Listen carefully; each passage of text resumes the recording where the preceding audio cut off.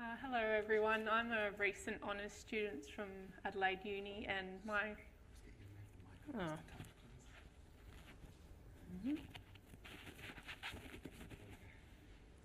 my project was looking at a multi-scale, multi-method approach to assessing the Southern Hairy-nosed Wombat population in the Murraylands.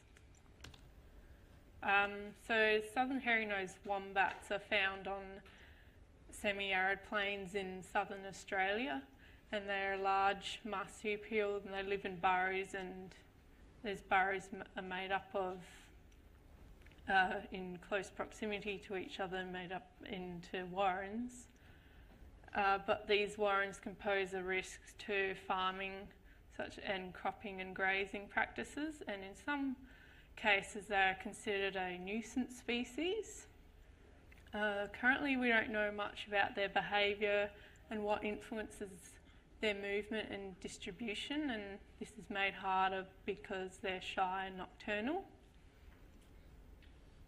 So the aim of my study was to find an accurate and efficient method at estimating wombat population over larger areas, and this was broken down into two separate objectives where I used fine scale assessment of warren use and characteristic indicators by using camera traps and scat counts. And then I assessed the accuracy of broad scale indicators using air photo interpretation of warren use and spotlighting surveys.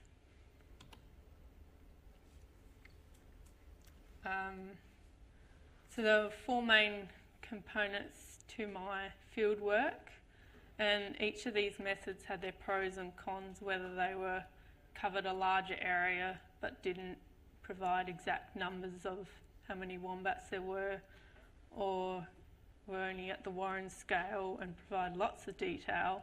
And I tried to combine the pros of each of these methods to get a population estimate over larger areas.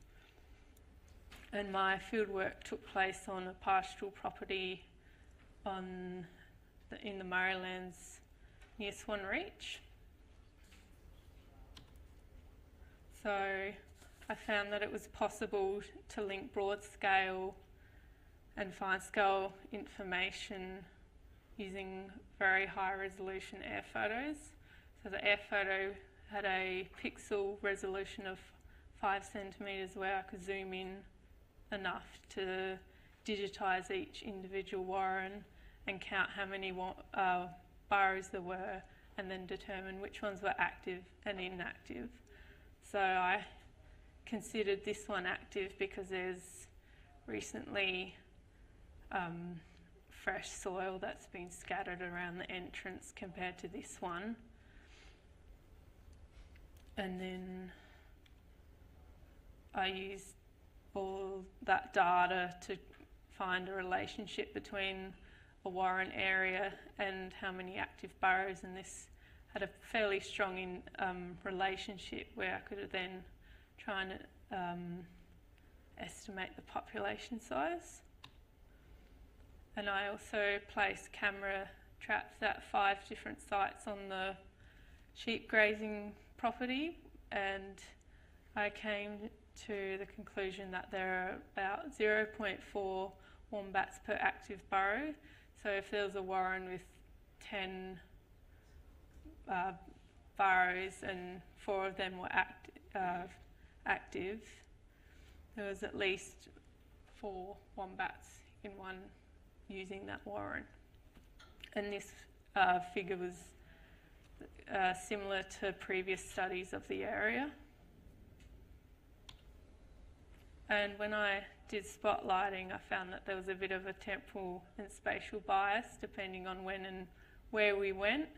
So these are the wombat sightings along the spotlighting track at different distances from the track, but I found that most of the sightings where a wombat was, they were on or near a warren.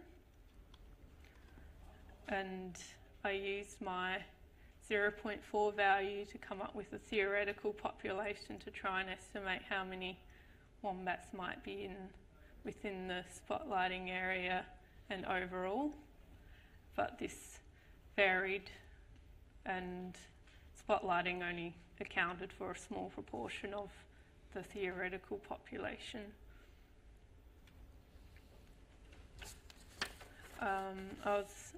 I then used different indicator variables to try and estimate the wombats in an area, and they came from spotlighting sites, active burrow counts and camera trap data, and they were all very similar, and the highest density of wombats seem to occur where the high density of warrens. And conclusions from my work found that camera traps confirmed a strong relationship between active burrow counts within a warren and wombat abundance, and spotlighting was fairly consistent with information from air photos, but there were still spatial and temporal biases when we went. And the high quality air photos provided detailed abundance indicators at the broad spatial extent, and this information could be combined with values from the other methods. Thank you.